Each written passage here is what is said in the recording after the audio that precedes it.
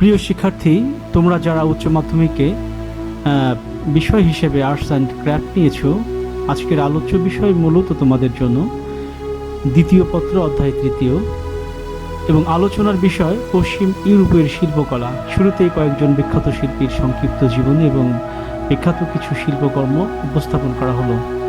শিল্পী Leonardo da Vinci ক্ষণজন্মা এবং বিশ্বের শ্রেষ্ঠ প্রতিভা, একাধারে বিজ্ঞানী, দার্শনিক, গণিত শাস্ত্রবিদ, ভাস্কর এবং প্রখ্যাত চিত্রকর। লিওনার্দো দা ভিঞ্চি জন্মগ্রহণ করেন 15 এপ্রিল 1452 খ্রিস্টাব্দে ইতালিতে এবং মৃত্যুবরণ করেন 2 মে 1519 সালে ফ্রান্সে। তার অঙ্কিত চিত্রকর্মগুলি বিশ্বসেরা। বিখ্যাত চিত্রকর্মগুলির মধ্যে অন্যতম Mona Lisa, the Last Supper, Virgin of the Rocks, Annunciation, the Baptism of the Christ ইত্যাদি। করেছেন অসংখ্য ড্রয়িং, সেগুলির মধ্যে অ্যানাটমি ড্রয়িং বিখ্যাত। পাখির উড়া দেখে বিমানের সফল নকশা তিনি করেন এবং বাতাসের ভর নির্ণয় করেন এবং তা ব্যাখ্যা করেন। বিখ্যাত চিত্রশিল্পী রাফায়েল জন্মগ্রহণ করেন 28 মার্চ 1483 খ্রিস্টাব্দে এবং মৃত্যুবরণ করেন 6 এপ্রিল 1520 খ্রিস্টাব্দে। জন্মগ্রহণ করেন ইটালির রোমে। তার অঙ্কিত বিখ্যাত চিত্রকর্মগুলির মধ্যে অন্যতম Saint George and the dragon, the wedding of the virgin, the carnation of the virgin ইত্যাদি। রাফায়েল রেনেসাঁস যুগের অন্যতম প্রধান শিল্পী। তিনি নিখুঁত এবং সৌন্দর্যময় চিত্রকর্মের জন্য বিখ্যাত। মাইকেল অ্যাঞ্জেলো জন্মগ্রহণ করেন 6 মার্চ 1475 খ্রিস্টাব্দে ইতালির ফ্লোরেন্স শহরে এবং মৃত্যুবরণ করেন 18 ফেব্রুয়ারি 1564 খ্রিস্টাব্দে। অসাধারণ প্রতিভার অধিকারী মাইকেল অ্যাঞ্জেলো একাধারে ভাস্কর এবং চিত্রকর। মার্বেল পাথরে নির্মিত ভাস্কর পিয়েতা শিল্পীর শ্রেষ্ঠ কীর্তি। গির্জার সিলিংয়ে অঙ্কিত সিস্টিন চ্যাপেল বিখ্যাত চিত্রকর্ম। 1508 থেকে 1512 খ্রিস্টাব্দ পর্যন্ত তিনি এই চিত্রকর্মগুলি সম্পন্ন করেন। এখানে রয়েছে অসংখ্য চিত্রকর্ম। এছাড়াও দ্য লাস্ট জাজমেন্ট তার অঙ্কিত বিখ্যাত চিত্রকর্ম। রেমব্রান্ট বিখ্যাত চিত্রশিল্পী রেমব্রান্ট জন্মগ্রহণ করেন 15 জুলাই 1606 খ্রিস্টাব্দে হোল্যান্ডে এবং মৃত্যুবরণ করেন 4 অক্টোবর 1669 খ্রিস্টাব্দে। রেমব্রান্ট হোল্যান্ডের সবচেয়ে বিখ্যাত চিত্রশিল্পী এবং ইউরোপের ইতিহাসের সেরা চিত্রশিল্পী ও ছাপ চিত্রশিল্পীদের একজন। 1700 শতকে ওলন্দাজ স্বর্ণযুগের সময় তিনি অসামান্য অবদান রাখেন। তার অঙ্কিত বিখ্যাত শিল্পকর্মগুলির মধ্যে দ্য অ্যাবডাকশন অফ ইউরোপা, গুপ্তধনের রূপক ব্যাখ্যা ইত্যাদি। শিল্পী রেমব্রান্টকে অন্ধকারের শিল্পীও বলা হয় এবং শিল্পী রেমব্রান্টকে অন্ধকারের শিল্পী কেন বলা হয় তা আলোচ্য বিষয়ে আলোচনা করেছি।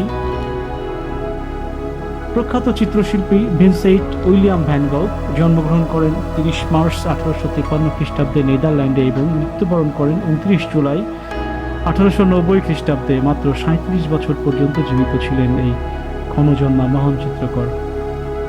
খুব ছোট বয়স থেকেই আঁকা আঁকি শুরু করেন এই মহান শিল্পী।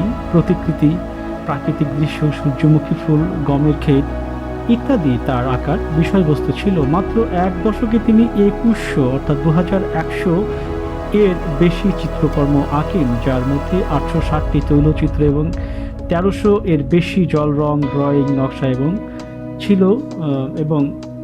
এবং চিত্র। Pablo Picasso Pablo Ruiz Picasso বিখ্যাত এই শিল্পী জন্মগ্রহণ করেন 25 অক্টোবর 1881 সালে স্পেনে এবং মৃত্যুবরণ করেন 8 এপ্রিল 1973 সালে ফ্রান্সে। পাবলো পিকাসো একজন স্প্যানিশ চিত্রশিল্পী, ভাস্কর, প্রিন্ট মেকার, মৃৎশিল্পী, মঞ্চ নকশাকারী, কবি এবং নাট্যকার। বিংশ শতাব্দীর একজন বিখ্যাত এবং অত্যন্ত প্রভাবশালী শিল্পী হিসেবে তিনি কিউবিস্ট আন্দোলনের সহ-প্রতিষ্ঠাতা, গঠনকৃত ভাস্কর্যের উদ্ভাবক, কোলাজের সহ উদ্ভাবন এবং চিত্রশৈলীর বিস্তৃত ভিন্নতার কারণে অধিক পরিচিতি লাভ করেন। তার বিখ্যাত চিত্রকর্মের মাঝে প্রোটে কিউবিস্ট, লেই দেরাজেল দেভিনিও, স্পেনের গৃহযুদ্ধের বিরুদ্ধে আঁকা গোয়ের্নিকা ইত্যাদি বিখ্যাত ছবি। পিকাসো ভাস্কর্যে, মৃৎশিল্পে এবং প্রিন্ট মেকিংয়ে ব্যাপক পরিবর্তন ঘটান।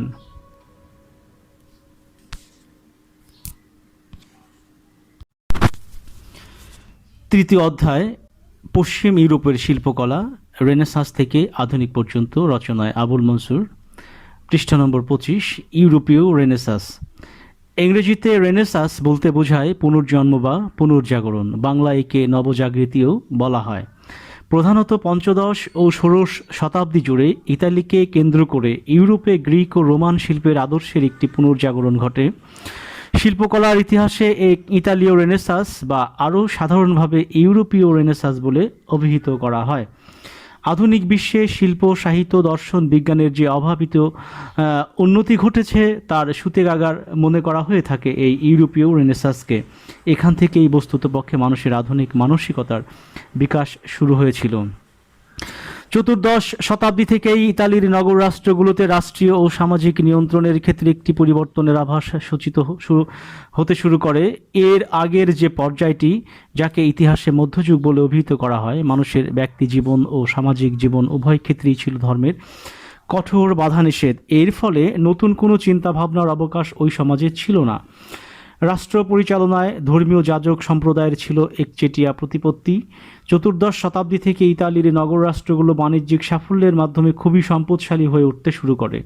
তার ফলে আর একটি নতুন শক্তিশালী শ্রেণীর সৃষ্টি হয়। এই শ্রেণীটি হলো বণিক বা ব্যবসায়ী শ্রেণী। অর্থনৈতিক শক্তি সঞ্চয়ের পর এই শ্রেণীটি ক্রমে ক্রমে রাষ্ট্র পরিচালনায় ও ক্ষমতার ভাগীদার হয়ে উঠতে থাকে এবং আস্তে আস্তে বণিক শ্রেণীটি হয়ে ওঠে রাষ্ট্র পরিচালনার মালিক। বণিক শ্রেণী যাজকদের মতে ধর্মীয় গোঁড়ামিতে আচ্ছন্ন ছিল না, ফলে তারা সামাজিক পরিবেশকে অনেকখানি উদার ও খোলামেলাভাবে গড়ে তোলে। বিজ্ঞান, দর্শন ও শিল্প সাহিত্যে নতুন নতুন চিন্তাভাবনাকে উৎসাহ দেওয়া হতে থাকে, কারণ বণিক শ্রেণীর কাছে ধর্মীয় গোঁড়ামিতে স্থবির সমাজের চেয়ে নব আবিষ্কারের গতিশীল সমাজ অনেক বেশি গ্রহণীয় ছিল। এতে তাদের উৎপাদন ও বাণিজ্য বৃদ্ধি পাওয়ার সুযোগ তৈরি হয়েছিল। এই পরিবর্তনের ফলে বিশেষ করে ইতালির নগর রাষ্ট্রগুলোতে বিজ্ঞান, দর্শন ও শিল্প সাহিত্যের ক্ষেত্রে নতুন আবিষ্কার, অনুসন্ধান ও পরীক্ষা নিরীক্ষার জোয়ার আসে। ব্যক্তি, মানুষ আবার সমাজ তার প্রতিভার স্বীকৃতি পেতে শুরু করেন। এই ধারণাটি এসেছিল প্রধানত গ্রিক সভ্যতা থেকে। এজন্যই একে রেনেসাঁস বা নবজাগৃতিও বলা হয়। অবশ্য রেনেসাঁসের প্রধান উদ্যোক্তারা শুধু যে গ্রিক বা রোমানদের অনুকরণই করেছে তা নয়, তারা অগ্রসর হয়ে মানুষের চিন্তার জগতের নতুন নতুন দ্বার উন্মোচনের চেষ্টা চালিয়েছেন। এই উদার পরিবেশের কারণেই শিল্পকলায় যেমন লিওনার্দো বা মিকেল অ্যাঞ্জেলো নতুন মাত্রা যোগ করতে পেরেছিলেন, তেমনি বিজ্ঞানের ক্ষেত্রে কোপার্নিকাস বা গ্যালিলিও এবং সাহিত্যে শেক্সপিয়ারের মতো প্রতিভার আবির্ভাব সম্ভব হয়েছিল। শিল্পকলার ক্ষেত্রে এই নবজাগৃতিতে বিশেষভাবে অবদান রেখেছিল ইতালির নগর রাষ্ট্রগুলো। বিশেষ করে ফ্লোরেন্স ও ভেনিসের নাম এখানে আলাদাভাবে উল্লেখিত হওয়ার মতো। রেনেসাঁস আগে চিত্রকলায় ও ভাস্কর্য ছিল একটি গদবাঁধা নিয়মের নিগড়ে আবদ্ধ।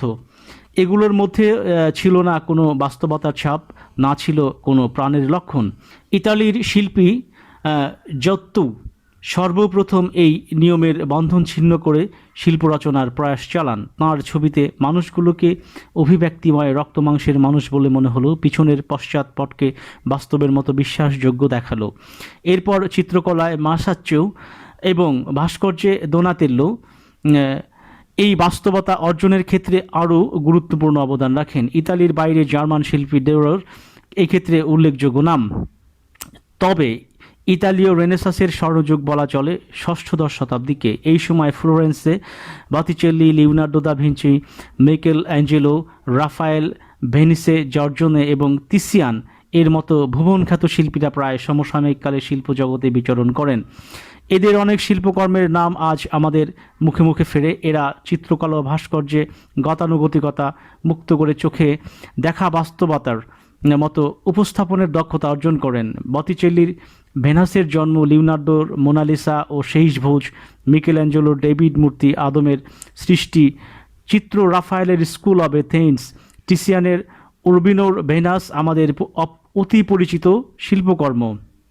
রেনেসাঁসের সমাপ্তি পর্বে উল্লেখযোগ্য শিল্পীর নাম এল গ্রেকো, ইতালীয় রেনেসাঁসের প্রভাব ক্রমে ক্রমে সারা ইউরোপে ছড়িয়ে পড়ে। এই নবজাগৃতির কারণে ইউরোপে আস্তে আস্তে ধর্মীয় গোড়ামির অন্ধকারাচ্ছন্ন অবস্থা থেকে বিজ্ঞান ও প্রযুক্তির নব নব আবিষ্কার, দর্শন ও চিন্তার নবতর চেতনা এবং শিল্প সাহিত্যের এক কল্লোলিত ঝর্ণা ধারায় জগতে প্রবেশ করে।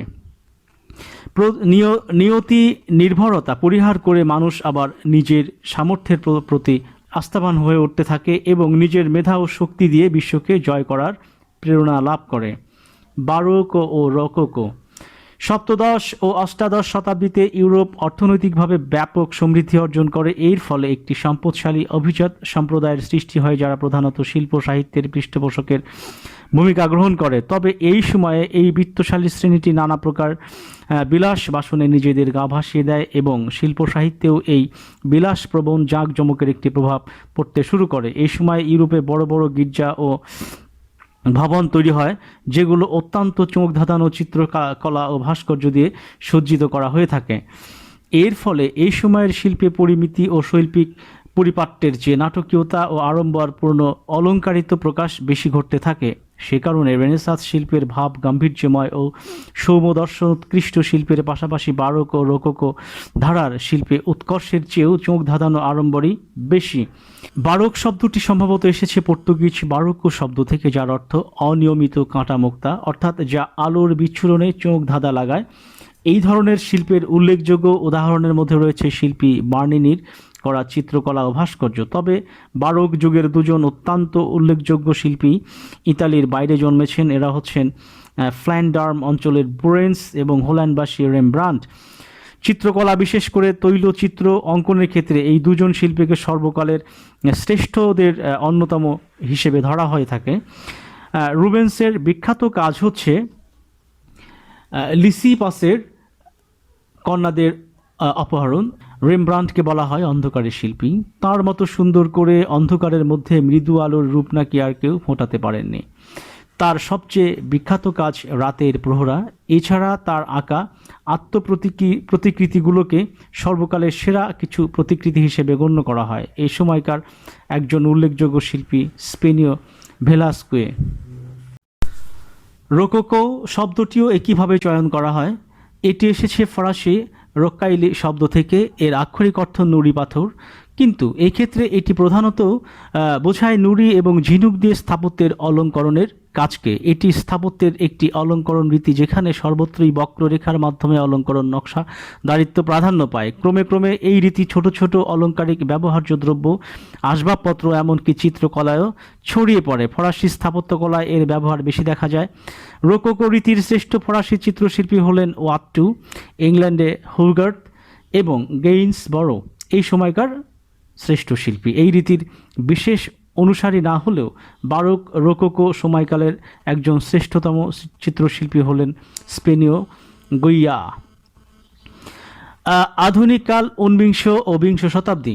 ঊনবিংশ শতাব্দীর মাঝামাঝি থেকে সময়কালকে শিল্পকলার ইতিহাসে আধুনিক যুগ হিসেবে চিহ্নিত করা হয়। আমরা এই আধুনিক সময়কালেরই বাসিন্দা। আমাদের বর্তমান সময়কালের শিল্পকলাকে উপলব্ধি করতে হলে আধুনিক যুগের কিছু চরিত্র লক্ষণকে আমাদের অনুধাবন করতে হবে। প্রায় সময় এই রকম একটা অভিযোগ করা হয়ে থাকে যে আধুনিক কালের শিল্প দুর্বোধ্য, দর্শক একে বুঝতে বা উপলব্ধি করতে পারে না। এর একটি কারণ হচ্ছে আধুনিক কালের জীবন অনেক জটিল হয়ে গেছে। আগের দিনের মতো সহজ সরল জীবনযাপন এখন আর সম্ভব নয়। আধুনিক মানুষের জীবনে এসেছে একাকিত্ব, আস্থাহীনতা ও নানান যুগ যন্ত্রণার প্রভাব।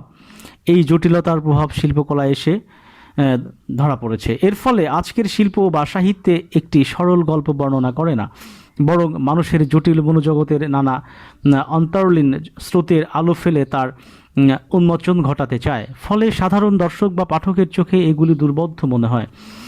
চিত্রকলা ও ভাস্কর্যের জগতে পরিবর্তনটি আরও ব্যাপক। আধুনিক যুগের আগ পর্যন্ত শিল্পীর একমাত্র উদ্দেশ্য ছিল আমাদের চারপাশে যে দৃশ্যমান জগৎ তার একটি হুবহু প্রতিরূপ চিত্রে বা ভাস্কর্যে নির্মাণ করা, অর্থাৎ বাস্তবতার একটি প্রতিবিম্ব তৈরি করা। কিন্তু আধুনিক শিল্পীর উদ্দেশ্য এই নিছক চোখে দেখা বাস্তবতা নয়, আমাদের অন্তর্জগতের, চিন্তা জগতের, অনুভূতির জগতের নানান অধরা বাস্তবতাকে শিল্পী রূপ দিতে চান। ফলে প্রায় সময় আধুনিক চিত্রকলা বা ভাস্কর্য আমাদের চারপাশের বাস্তব জগতের সঙ্গে মেলে না। অনভ্যস্ত দর্শক একটি দৃশ্য বা গল্প দেখতে চায়, সেটি না পেয়ে সে হতাশ হয় এবং এই শিল্প তার কাছে দুর্বোধ্য ঠেকে।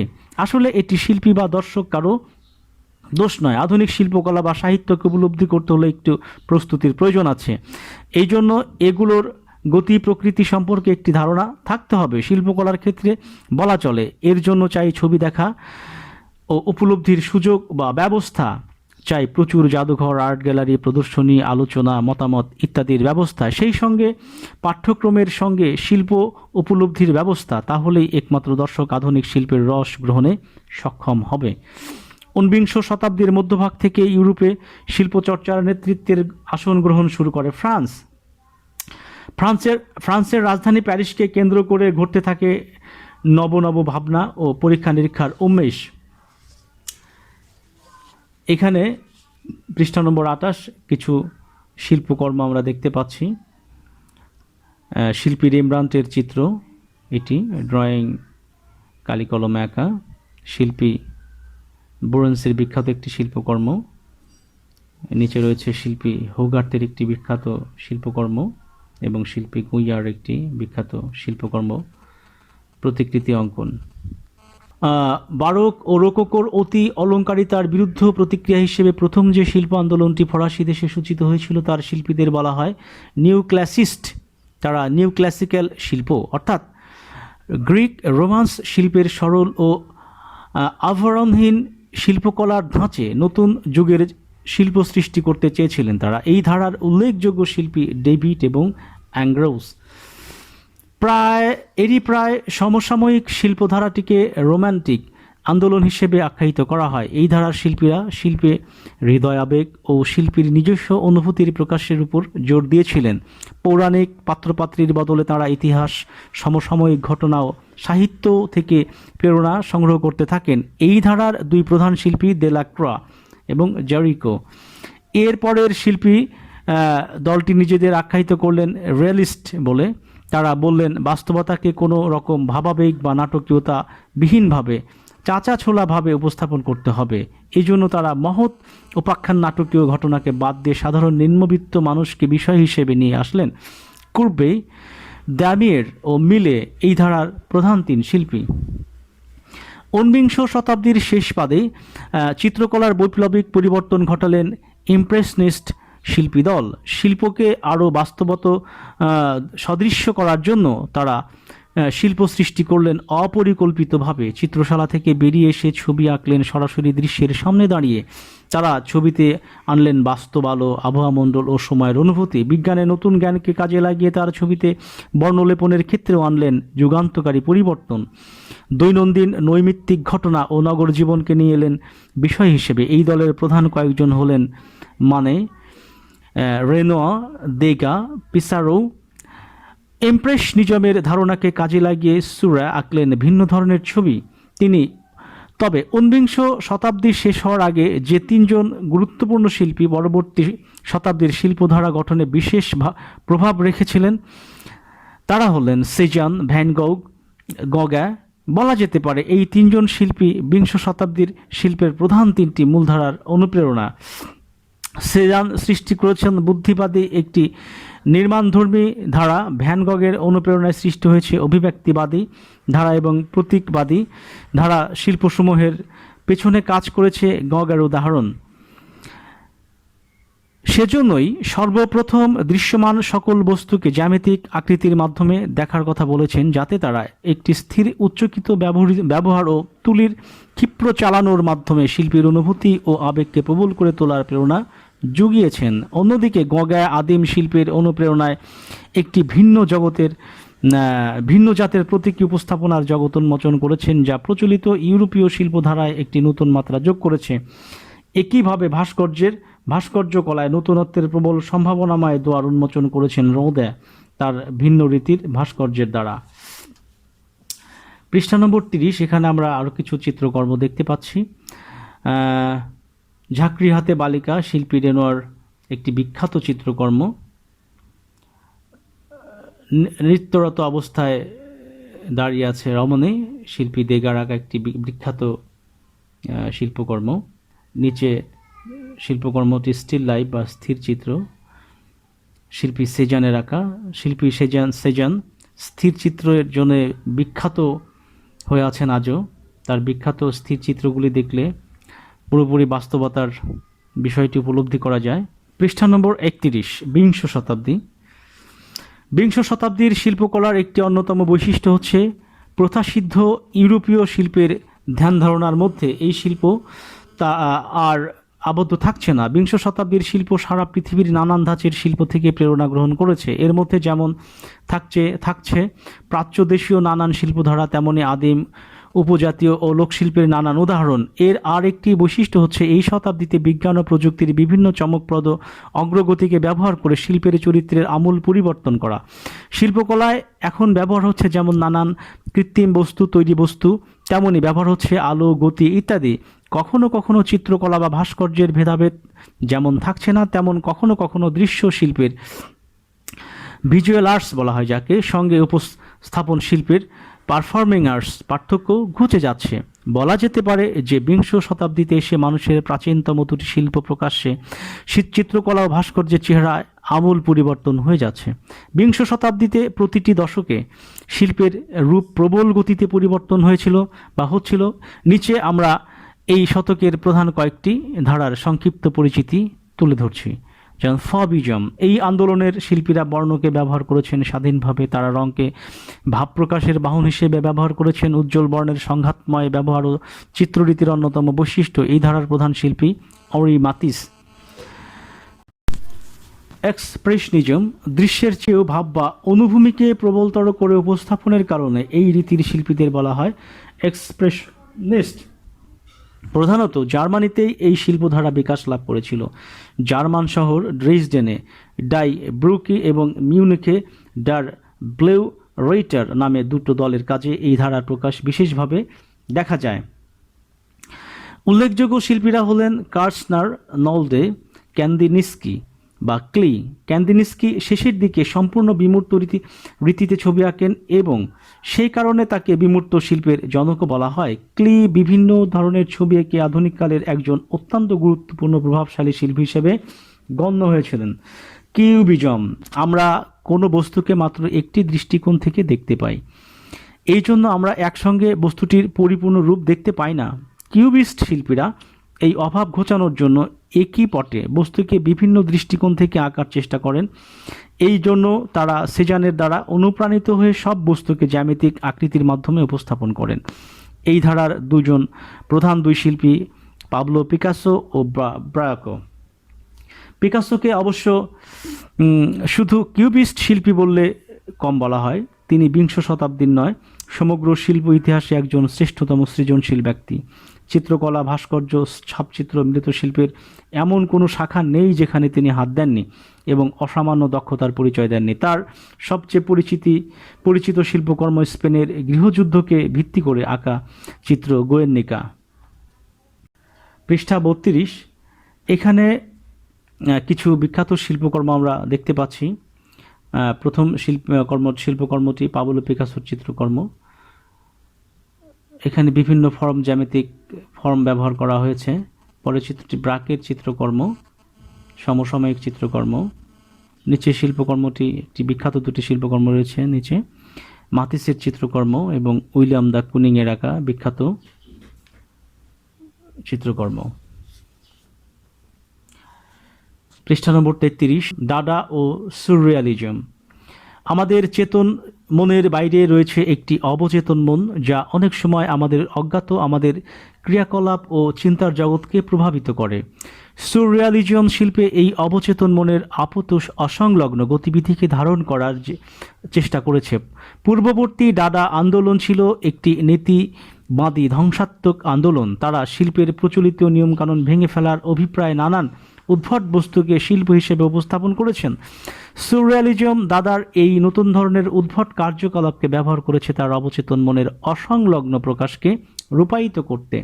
দাদার প্রধান শিল্পী ছিলেন দুশ্যাম্প, আর সুররিয়ালিজম এর খ্যাতিমান শিল্পীদের মধ্যে রয়েছেন মিরো, দালি এবং ম্যাগ্রিড।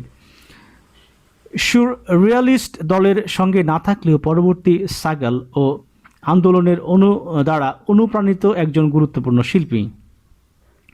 দ্বিতীয় মহাযুদ্ধের পর বর্তমানে শিল্পকলার জগতে নেতৃত্বের আসনটি মার্কিন যুক্তরাষ্ট্রের অধিকারে। এখান থেকেই বর্তমানে সূচিত হচ্ছে নব নব শিল্প আন্দোলন ও বৈচিত্র্যপূর্ণ পরীক্ষা নিরীক্ষা। 50-এর দশকে মার্কিন যুক্তরাষ্ট্রের সূচিত দুটি গুরুত্বপূর্ণ শিল্প আন্দোলন হল অ্যাবস্ট্রাক্ট এক্সপ্রেশনিজম ও পপ আর্ট। অ্যাবস্ট্রাক্ট এক্সপ্রেশনিজম, এই আন্দোলনের শিল্পীরা কোনো দৃশ্যমান বাস্তবতাকে উপস্থাপন না করে বিমূর্ত উপস্থাপনের মাধ্যমে ভাবকে প্রকাশে আগ্রহী। এই ধারাকে প্রধান শিল্পী পৌলোক, দ্য কুনিং, রথকো পোলক তুলি ব্যবহার না করে ক্যানভাস বিছিয়ে তার উপর ইচ্ছামতো রং ঢেলে অপরিকল্পিতভাবে ছবি আঁকার সূচনা করেন। একে বলা হয় অ্যাকশন পেইন্টিং। পপ আর্ট, বিমূর্ততার বিরুদ্ধে প্রতিক্রিয়া হিসেবে এই শিল্পের সূচনা হয়। নাগরিক জীবনের নানান দৈনন্দিন ব্যবহার্য দ্রব্য, খাবারের মোড়ক, বিজ্ঞাপন, সাইনবোর্ড, জনপ্রিয় কমিক বই ইত্যাদিকে তারা শিল্পের বিষয় ও মাধ্যম হিসেবে প্রচলন ঘটান। পপ আর্ট সত্যিকারের নাগরিক শিল্প। রসেনবার্গ, ওয়ারহোল এবং জেসপার জন্স প্রভৃতি প্রধান পপ শিল্প। 60-এর দশক থেকে মার্কিন যুক্তরাষ্ট্রে pop art, minimal art, kinetic art ইত্যাদি আরও ছোট ছোট শিল্প আন্দোলন ঘটেছে, যার রেশ এখনও চলছে। বর্তমানে আরও চমকপ্রদ ও ভিন্ন রীতির চিত্র ভাস্কর্য নির্মিত হচ্ছে। প্রতিদিনই ঘটেছে নতুন নতুন চমক। সর্বশ্রেষ্ঠী বলা যায় স্থাপনা শিল্প। এটি ঘরে বাইরে বিশাল আকারে নির্মিত হচ্ছে নির্দিষ্ট সময়ের জন্য। সময় শেষ হওয়ার পর তা ভেঙে ফেলে বা ভেঙে খুলে না হচ্ছে। এইভাবে শিল্পের অস্তিত্ব আর আগের মতো থাকছে না। বর্তমান বিশ্বের প্রচণ্ড গতিশীলতা, জটিলতা এবং স্থবিরহীনতার প্রভাব বলা যেতে পারে আধুনিক শিল্পকে প্রবলভাবে প্রভাবিত করেছে। পৃষ্ঠা 34 আমরা দুটি শিল্পকর্ম দেখতে পাচ্ছি, মার্ক স্যাগুলার আঁকা ছবি এবং ক্যান্দিনিস্কির চিত্রকর্ম। নিচে রয়েছে কিছু প্রশ্ন পর্ব। এই প্রশ্নের উত্তরগুলি আমার এই আলোচনার বা আলোচ্য বিষয়ের মধ্যেই রয়েছে। তোমরা আমার এই আলোচ্য সূচি বা আলোচনা পর্ব ভালোভাবে অবশ্যই মনোযোগ সহকারে শুনেছ বলে আশা করছি, এবং এই প্রশ্নের উত্তরগুলো তোমরা এর ভিতর থেকেই খুঁজে নিতে পারবে এবং তা ভালোভাবে তোমরা চেষ্টা করে অবশ্যই এই প্রশ্নের উত্তরগুলি খুঁজে নেবে বলে মনে করি। নিচে আমি প্রশ্নগুলি পড়ে শোনাচ্ছি। লিখে জবাব দাও। ইউরোপীয় রেনেসাঁস চিত্রকলার ক্ষেত্রে বিশেষভাবে অবদান রেখেছিল। বিষয়টি তোমার জানা তথ্যের ভিত্তিতে লেখো। বারোক ও রোকোকো সম্পর্কে বিস্তারিত লেখো। আধুনিককালের চিত্রকলার অবস্থা তুমি যা জানো লেখো। 19 শতাব্দীর চিত্রকলার অবস্থা তুমি যা জানো লেখো।